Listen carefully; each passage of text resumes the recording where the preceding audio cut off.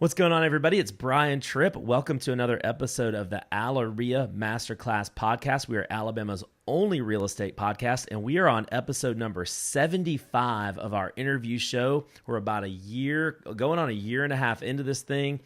3/4 of 100. Feels really good to do this many. Talk to a lot of amazing guests along the way. Very thankful for you guys for tuning in and to our guests as well. We've got a great guest we're going to get to here in just 1 second. Just want to make a couple of announcements like I always do. Our RIA meetings, guys, if you're not coming, you're really missing out, especially if you're local to Birmingham or local to Huntsville. We're now up in the Huntsville area.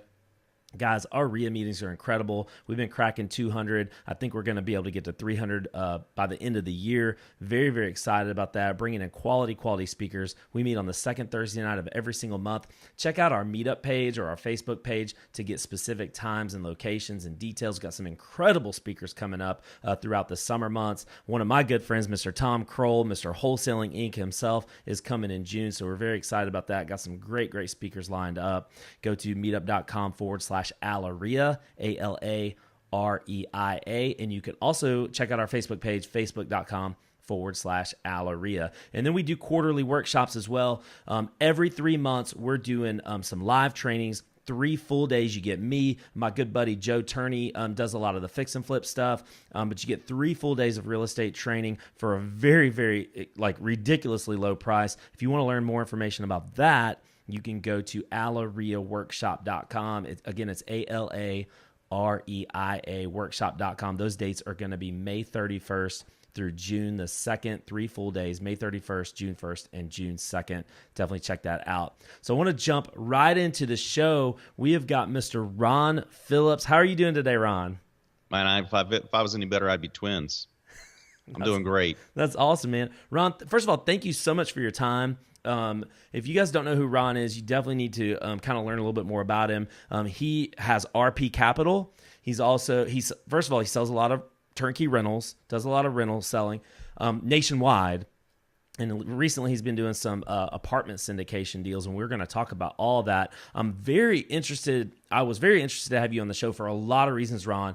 The main reason is you sell some properties that's right here in Birmingham, right here in the state of Alabama. So I think that's really interesting to our audience to be able to get a national perspective of where Birmingham kind of sits on that national stage. But first, Ron, before we get into all that, I'd love for you to kind of tell your story. Who are you? How'd you get into real estate, and what are you up to today?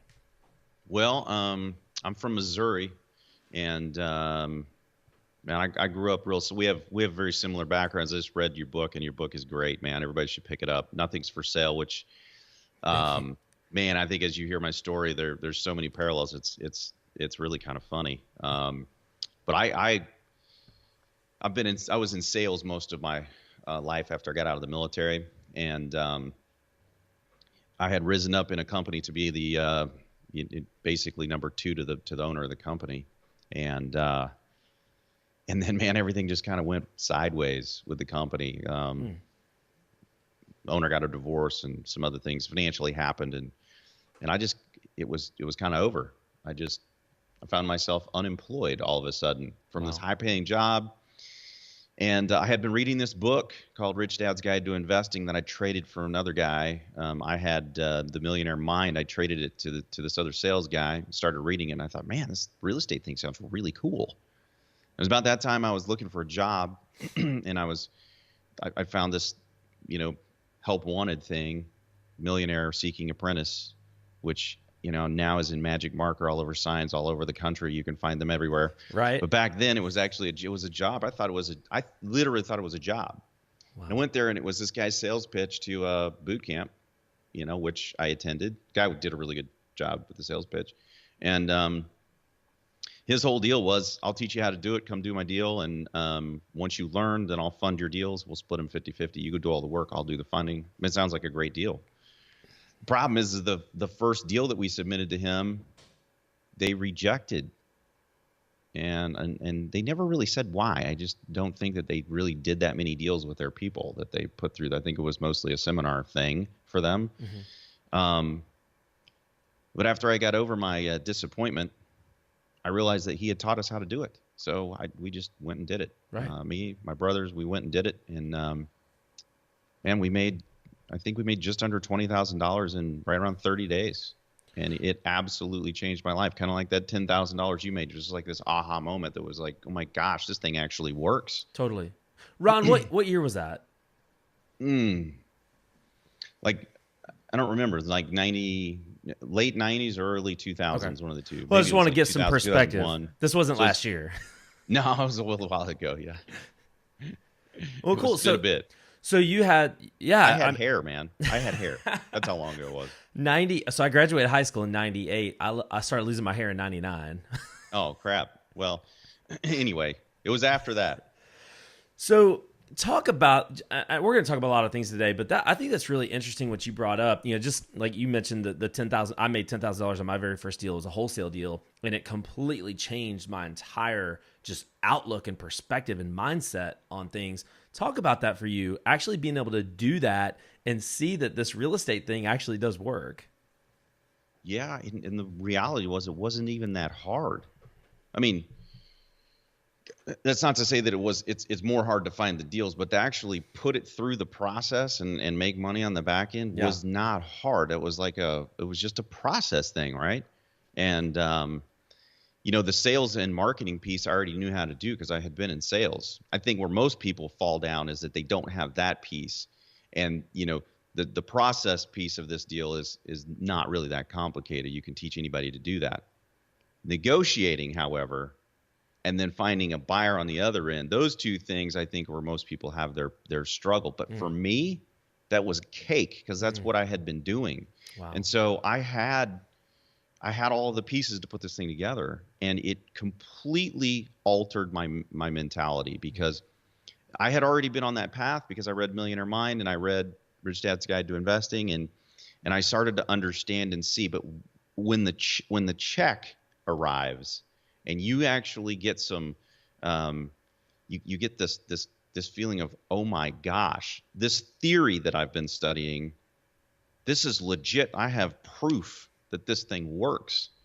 And then it was, I never looked back. Even when that first business kind of fell apart, due to there was some challenges in the inner city where we were working in Kansas City with financing. Mm-hmm.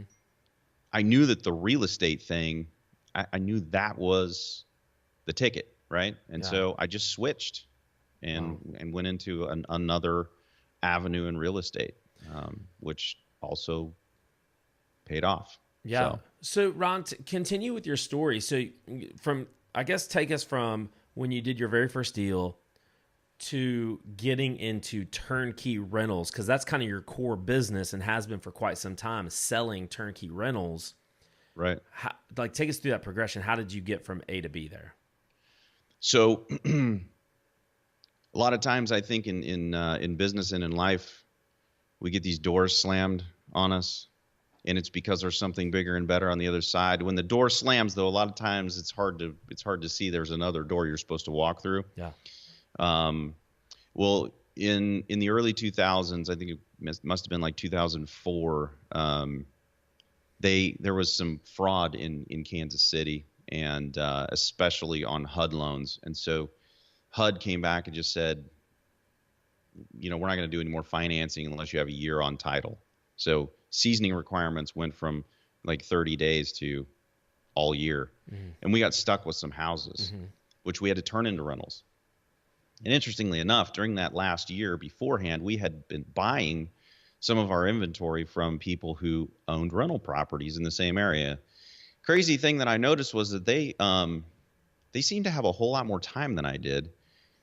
They seemed to have a whole lot more money than I did, and they weren't as stressed as I was. And so when the door slammed, another one opened, right? I met this guy who was selling to California people, and he wasn't that good at it, and he didn't want to really build, and I did. Mm-hmm. So I partnered with him, and I said, hey, look, I'll help you grow this thing.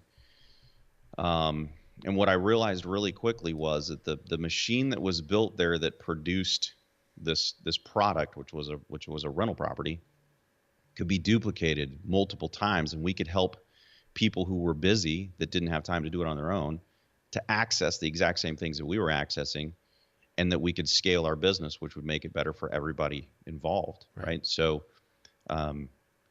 we just started teaching people why they would want to invest in real estate. We created our own group of buyers, and then we just continued to open up more and more marketplaces.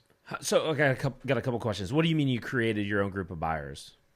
So when we started teaching, it was interesting because right around 2007, we were working with a couple of other groups that had buyers, right? And we were selling them properties. Around that time, what they were teaching was so ludicrous. I recognized that this was not going to go well, and that we needed to create our own group of people that we were actually teaching correct principles. Because they were teaching that you can buy real estate and it's going to appreciate, and that the appreciation will just take care of everything, right? So they were buying negative cash flowing properties, banking on a cash out refinance to pay the negative. I mean, it was insane what they were doing. And so that's when I started actually teaching my own quote unquote seminars, right? But we taught ours for free. We've never charged our clients for anything.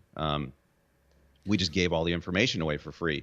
And that created... You did that to get buyers. You did that to so we created people who wanted what we had, and then we didn't charge them to access it, right? So I'm a real estate broker, so as a broker, I would just make a commission from the seller. Right. So it worked out great for everybody. Seller's already going to pay a commission. My clients didn't have to pay anybody, and we built a very loyal following because we didn't gouge them for money at every step of the way. And because of that, when the crash hit, we still had this loyal group of people. Yeah. And then we started selling them, rehab properties and things like that. We were selling new construction, and then we moved into rehab properties. And you were able to kind of survive. It sounds like you were able to survive that crash, that everything that happened 07, 08, 09 because of all that. Yeah, because look, there's some true principles in investing, and one of them that is an unbreakable rule is that if you're going to hold property long term, it must cash flow after all expenses. It has to be positive cash flow, and the higher positive cash flow you can get it, the easier it is to weather any storm. Because when the market corrected, if you didn't have to sell and your property was cash flow positive, it doesn't really matter, because your property's feelings doesn't get hurt that it's worth less, And if you don't have to cash out at that time, then you're not going to get hurt either. As a matter of fact, you're going to continue to get a really good, solid return as the real estate market and the stock market both are crashing, right? So I've heard this a lot, and I didn't get into real estate till 2012, so I didn't really experience that. But I've heard this a lot from investors that did kind of that went through that. And this is what I heard. You kind of piggyback on this and tell me what you think. Is that during that time, if you had rentals, cash flowing rentals in particular, you really didn't get affected that much. The people who got affected the most were the guys that were going out here and taking out these big loans, doing a lot of fix and flips. What did you see kind of around you, Ron? Did you see just carnage like some other people, like the words that I've heard other people say? And then what were you thinking as, this isn't really affecting me? Well, I mean, I think it affects everybody. The way that it affects the way that it affects people who have rental property that are already cash flowing is that the rents continued to climb because everybody got foreclosed on. They had to have somewhere to live. So it was a positive impact, but it did impact those people. The other thing is that it impacts your ability to sell your property. So if you have to get out, you're not liquid. So there is a drawback. But if you've planned ahead and you're in this for the long term and you're not a flipper, you're okay, right? So you can weather the storm. But if for some reason you have to exit the market during the downturn, you're in trouble, right? Yeah. So you need to make sure that you're not financially strapped, that you've financially taken care of yourself so that you can weather the storm. But to answer your question, yeah, I mean, there was carnage everywhere. And, in the real estate world, since we're talking to people who are in the real estate market, you guys will understand this. It was the most fun time I think I've ever had in real estate, ever. I mean, I'd fly down to auctions in Florida. There were 200 properties in one county going to auction every single day. I mean, you could not possibly look at the properties that you were going to. No, you couldn't look at that many properties. It was every day. Wow. And then you go there, and these things were brand new, never lived in houses. And remember, we bought the first one for $35,000, never been lived in. It's brand new property. I mean, I was like a kid in a candy store. Then we realized that there's these duplexes down there, right? And the duplexes nobody was buying. So you could buy a duplex 2 times the size of a single family home for the same price as a single family home, and you're getting 2 rents. And we actually showed up to and we were bidding only on duplexes. Some guy leaned over and he goes, "Man, you know those are duplexes, right?" And I was like, "Oh, really?" "Yeah, no, no." I mean, because those guys were flippers. Right. They were trying to exit the properties. They didn't understand what we were doing. And then 2 months later, you couldn't buy a duplex, man, because everybody finally figured it out that, you buy a duplex for $50,000 and it rents for $750 a side on both sides. I mean, that is a lot of money. That's a lot of cash flow, right? So it was a lot of fun. And I don't mean to play on everybody else's misery, but man, that was fun. So Ron, that kind of gets me excited a little bit because obviously no one knows what's going to happen, but things are cyclical. We're probably not going to have something like that happen again, but there's going to be a downturn at some point, right? Absolutely.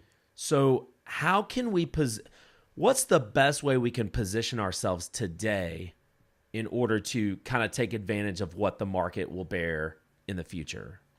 Well, so I have a unique perspective on this, having lived through that thing and watched clients. So we sold properties all the way up to the crash, right? I mean, it's not like we just stopped. We saw this thing coming. I mean, I saw that there was problems in the market, but I never imagined that it would be like it was. Right. I mean, that was unprecedented. It was crazy, largely because of the banks, right? So, I mean, how do you prepare for that? I hear people that are sitting and waiting, right? They're piling up cash. They're sitting and waiting for this next downturn. Well, you're sitting and you're piling up cash, and your cash is sitting in the bank, and it's losing potentially 4.5%, 5.5% to inflation, and you don't know when the crash is going to be. Right. Not only that, but you don't know if it's going to be national. You don't know if it's going to affect your market or not to the same extreme, because the reality of the situation is that if the banks had not gotten into the shape that they were in and they had to dump properties nationwide, Kansas City, Alabama, I mean, all of these marketplaces that don't really go crazy up, they wouldn't have seen a dramatic downturn. The only reason that those marketplaces saw the crazy crash that they saw was because banks were wholesale liquidating properties and resetting the comps. And at the same time, the government tried to fix the problem by slamming all of these regulations onto the appraisers, which didn't allow for the market to rebound as fast as it would normally rebound. Wow. So you had an artificially low, in a lot of areas, you had an artificially low price point where there could be no new construction because it couldn't compete with the price point. And you had it capped because of the appraisers and the regulations put on the appraisers, right? In marketplaces where the demand actually didn't drop. They didn't overbuild in those marketplaces. They overbuilt in Phoenix and in Florida and Vegas and some of these marketplaces, but it affected the entire country. That is not normally how it works. So everybody wants to pile up money because they think we're going to have a replay. Nobody knows if we're going to have a replay. So my suggestion to everybody, and what I'm doing is I'm doing kind of what you're doing, right? I have all of these people that kind of follow what I'm doing, and I say, okay, I'm continuing to buy. I'm buying right now because you can find good deals in any market. And then when the market actually turns, I'm going to turn to all the people that I know, and I'm going to say, guys, now it's time to buy. Let's go. And I'm going to go in with a whole bunch of people backing me with money, and I'm going to go buy like crazy because I've already seen what happens. And all that depends on what actually happens in the marketplace. Totally. If the marketplace drops 10%, 15%, I mean, it's not that big of a deal. You know very well that you can go get that just buying houses. You can go get that on a wholesale deal. Yep. So if things don't crash 50%, well, then this big, huge thing that everybody's been waiting on doesn't happen. Then all you've done is lost 5.5% a year for however many years that you've waited, instead of earning double-digit returns for those years while you were waiting. Yep. So I got a different take on it, man. I'm continuing to buy. I'm in the market right now. Yeah, that's interesting. That's a great take. I think it's very interesting because we probably won't have a exact replay of what just happened, right? At least in our marketplaces. Mm-hmm. I mean, I don't think Birmingham is, going crazy. I haven't seen this remarkable shoot up in the graph, right? I'll send you some graphs, man. It's for us, it's pretty crazy, but nationally, right? It's not. Because you're used to 2%. But I mean, we're not California. Totally. I mean, and we've barely gotten back or just over where we were. Totally. Yep. And where we were was not where California was, right? So That's right. It's man, real estate's local. It's not national. That's interesting. Can't treat it national. Yeah, that's interesting. That's an interesting take. I want to go back for a second because you said something. I wanted to kind of continue that on. So this was a while back. Your story when you said you partnered with somebody who didn't want to really scale it, didn't really want to build something big. As far as I want to make sure I understood exactly what you're talking about. At that point, that was around what, 05, 06? Maybe 05. 05, is you decided why did you decide to partner with someone right then in doing the turnkey stuff?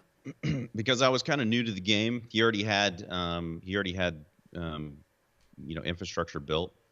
But I guess the question I'm sorry for cutting you off, Ron, but the question really is, what was happening with your personal business, with the business that you were already doing? Because it sounds like you were doing some rehabs, and then you kind of transitioned into wanting to do rentals. Kind of take us through that and why. I don't even know if it was a want.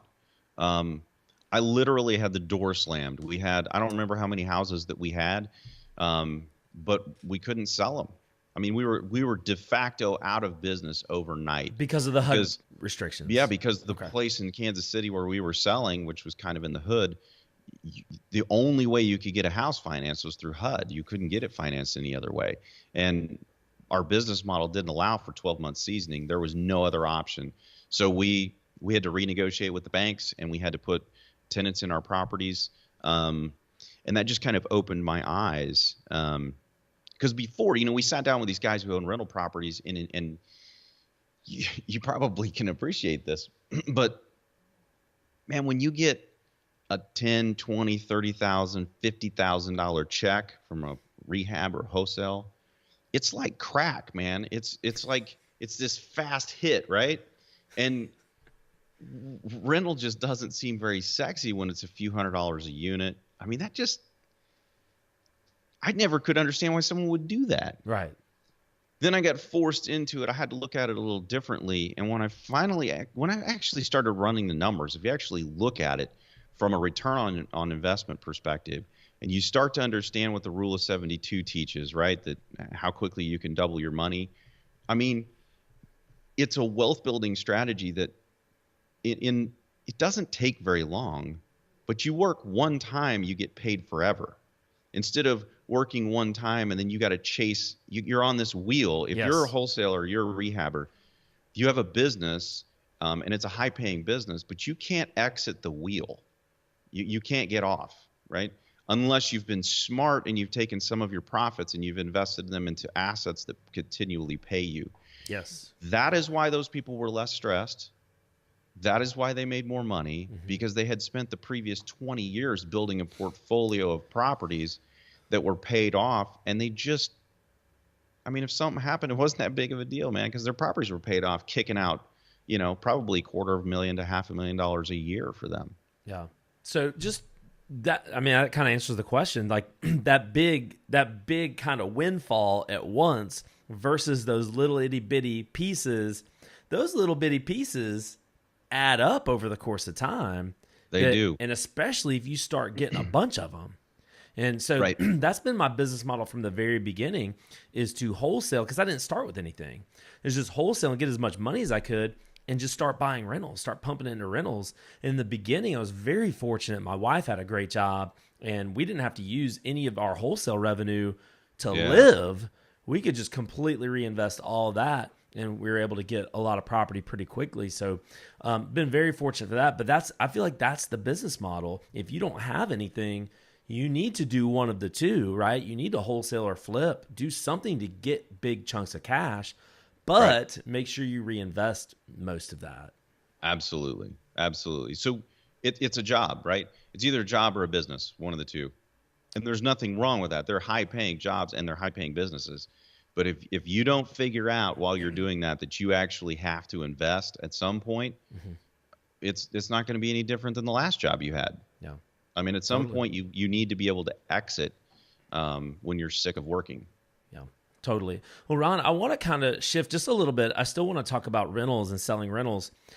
Talk about your company for a second. What do you do specifically? You're working with people all throughout the country selling property. Kind of talk about what you do specifically. Yeah, so we're not married to any market, right? We move with market conditions. And because of that, our clients get to take advantage of the cyclical nature of the market. And in addition to that, we don't charge money, which I think is unique in what we do. And then, so for instance, in 2011 through 2014, we were selling in Florida and Phoenix and Boise, Idaho. And because those markets got annihilated and you could really cash flow well. Well, we're not selling in those marketplaces for the most part now because prices have outpaced the rental market. And so your cash flow is not very good. So now what we're doing is we're going back to the people who bought in those markets and we're saying, hey, the market just gave you a gift for the last 8 years. You've had a crazy run up of appreciation. So now let's sell that property, do a 1031 exchange, and let's go buy properties before you lose that market gift that you've been given, because you can take that one property and turn it into 4, and you can 3 or 4 times your investment. Wow. And you can take all that debt equity that's sitting in your property making nothing. You can make a whole bunch more.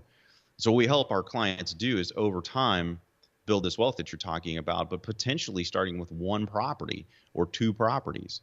Because if you're a busy professional that's working and you've got a chunk of money that's sitting over here, we can put that money to work, buy rental properties, and we can scatter them out, right? So you don't have to go all in on one market. You can scatter them out across the country, and then you can take advantage of what happens in each one of those marketplaces, all along having a really consistent cash flow.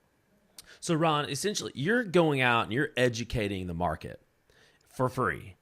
Yes. In order to find people who, like you said, have already bought in certain areas. Hey, let's pull that money out. Let's pull that equity out and let's put that into a market or into an area, into some probably single family residences, maybe some other stuff that are cash flowing a lot better, that you can actually get a good return. You have no return on your equity, so to speak, with a house just sitting there. Let's pull that out and let's go find these other markets. How do you find these other markets? What markets are you in today? You're all throughout the country, right? For the most part? Yeah, mostly in the Midwest, South, Midwest and South. And we'll be there during this crazy run up until things correct. And then depending on how things correct, we may move back into some of the, some of those markets out west and on the East Coast. They're volatile, but when they go down and you can buy, it's pretty clear that eventually you're going to get a pretty good market gift in appreciation. Yeah. But when everything is like it is now, we contract. We pull back into the Midwest, places like Birmingham, for instance. They're pretty steady. They're steady Eddie, and their price point versus the rent ratio is strong, so you can still get really good appreciation. Really good cash flow. So we sell properties based on cash flow and principal reduction. Those two things are a constant, right? You still get tax advantages, but we don't ever know what the government's going to do, so you can't count on that one. You certainly can't buy properties based on that one, but that's a nice little value add. And then there's appreciation. There's 4 returns on real estate when you buy a rental property. Well, these two over here, they may happen, they may not. You may actually depreciate. But the two that are going to happen for sure is you're going to pay down your mortgage, which is going to increase your equity gain in your property. And in addition to that, you're going to have cash flow if you bought right. And so those two happen. You combine both of those, you're in a double-digit position on your properties. And I defy people to go get a consistent double digit in any other asset class. So, Ron, let's talk about. You alluded to it. I want to talk about Alabama. I want to talk about Birmingham. How you've been selling property? I guess kind of. I wanted to ask the lead up question, kind of exactly how your business works, how you operate. You kind of, so to speak, partner with other people who are selling the deals, and you're brokering them. You have the buyer. Yeah. So people call me an aggregator, which is a really fancy word for, I partner with people. So basically what I'll do is, like, let's say I come down to Birmingham, as I've done some market research on Birmingham, and the rents match, or they have the right ratio. And it's it's got a strong base. It's not, I mean, it's not breaking any records, I don't think, but it's a strong place to own some rental property. Mm-hmm. Well, when all of that matches, then I fly down there and I start looking for people, the best people in the marketplace who rehab properties and or builders, depending on the market, right? And then I go down there and I vet their organization and what they're doing. I look for the best property management solution in the area, and then when you combine all of those things together, it makes something that, a lot of people call turnkey, right? It's a property that has a tenant, that has a management company, mm-hmm. and then we supply everything else. We supply the lending, and we have all of this stuff together. So if a busy professional doesn't have a whole lot of time, they come to us and they say, "Hey, man, I want a good return," mm-hmm. and I can confidently say, we work with the best teams in Birmingham, Alabama, and you can buy a property down there. We've got solid property management. We've got the people who've rehabbed them have done an exceptional job with it. And you're in a strong marketplace that's going to cash flow for you really well. And I don't know if this is kind of out of bounds or not, but do you want to kind of mention any names? Like who are you working with down here in particular? Yeah, so or does that not really behoove you to do so? Well, it doesn't make any difference to me. I'm kind of like you, man. I read in your book, I think, that you said that there's enough houses out there for everybody, so it doesn't really much matter or something to that. I mean, I mean, we'd love for people to come through us. But I don't mind. I don't want you to plug someone else, because you have a product that you're selling as well. I guess the point of the question, the point I'm trying to make is, there are great people down here in Birmingham that we can all kind of learn from, we can work with and do business with. Because as a wholesaler, primarily, it's kind of how I got my start. Birmingham's a cash flowing market, right? Sure. You're not going to see tons of appreciation here. We're selling all our wholesale deals to these turnkey companies, because there's probably 4 or 5 now that are viable turnkey companies. And and without, I guess I don't really want to name names, but there are companies down here that kind of go to you and look to you to kind of broker the deal, because you have buyers, because you put on. And I think, look, to be fair to those companies, they have their own education arms now. Yeah. I mean, I know two of them for sure do an exceptional job about educating people, and they fly people in for tours and things like that. And I don't mind much mentioning their names. They're fantastic companies. Everybody should check them out. One's called Spartan Invest. And I mean, they do, I think of all of the companies we've ever worked with, I mean, those guys do, Clayton and his team, man, they do such an exceptional job with rehab. I mean, they go into these if you saw these houses, man, well, you have, but if people actually flew into Birmingham and they saw these houses, it's just a junker, right? And then they go in there and they move walls to make this thing look modern. I mean, it is remarkable what they do to these houses. And because of that, they're able to get higher rents, they're able to get longer term tenants, and they're able to cream the top of the rent pool. Yep. So as far as companies, and I work with Merv Plank down there, they run an awesome, and it's a different kind of company, right? They have a little bit lower end stuff, I think a lot more.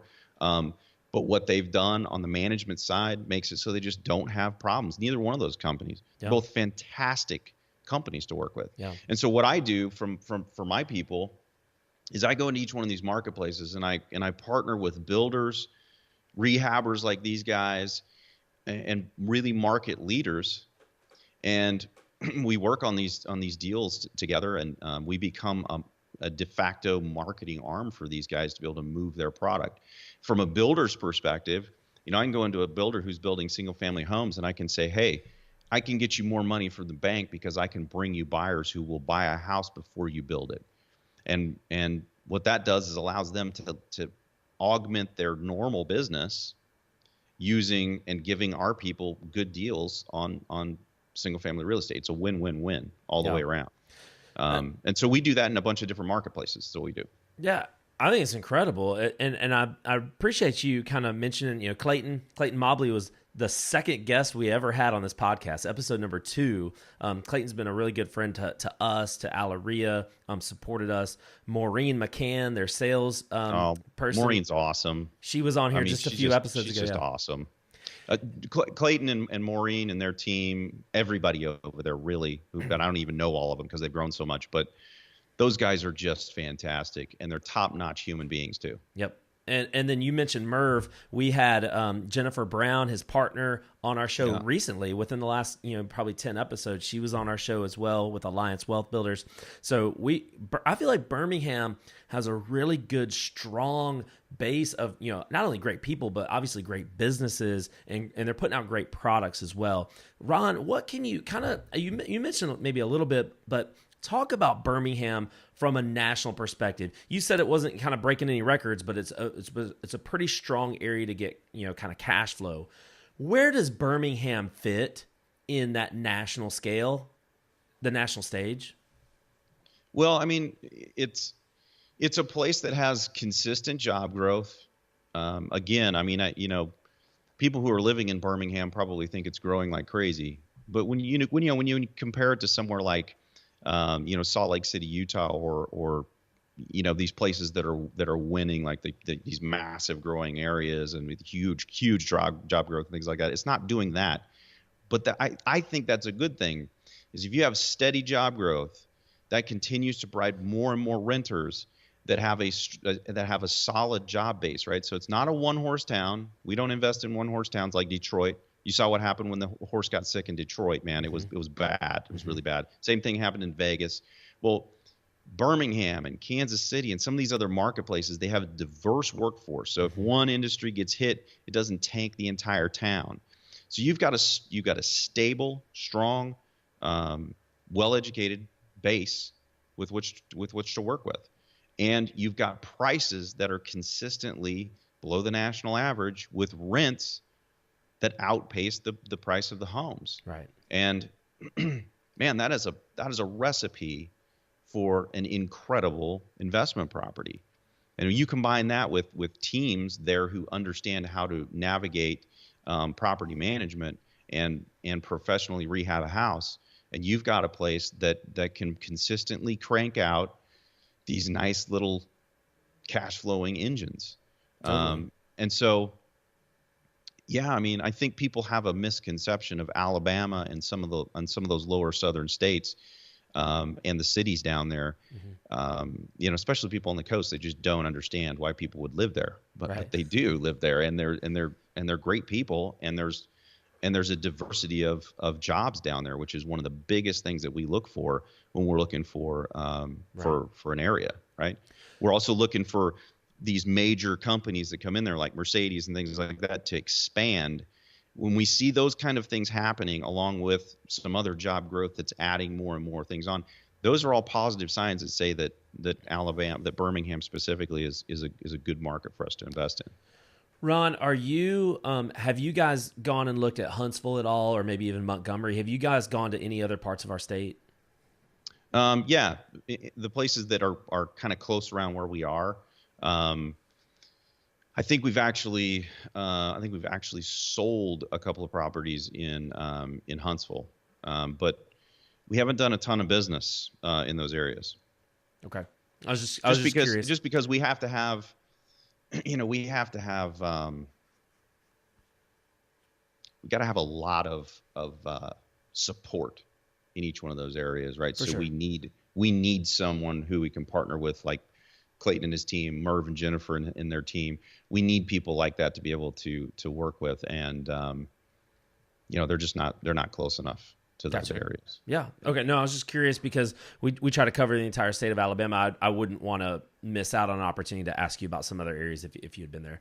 So, Ron, first of all, thank you so much. I feel like it's some great information for our audience in particular to get a national someone who can talk intelligently that doesn't live here about our area is important, so we can kind of really understand. You mentioned that we think Birmingham is growing at a breakneck pace, and for Birmingham it is, but nationally it's not. We know that, but for us, we really really are, and it just I guess it makes us feel like to have an area like this where we know that investors are coming in and buying for cash flow. We know that there's so much interest in our area that me as a wholesaler, maybe some other turnkey providers that listen to this can benefit from that. So I just thank you for sharing all that. We really appreciate it. Yeah, absolutely. It's a great market. People should be buying there. Before we go, Ron, I'd love to ask you about this apartment syndication stuff that you've been getting into,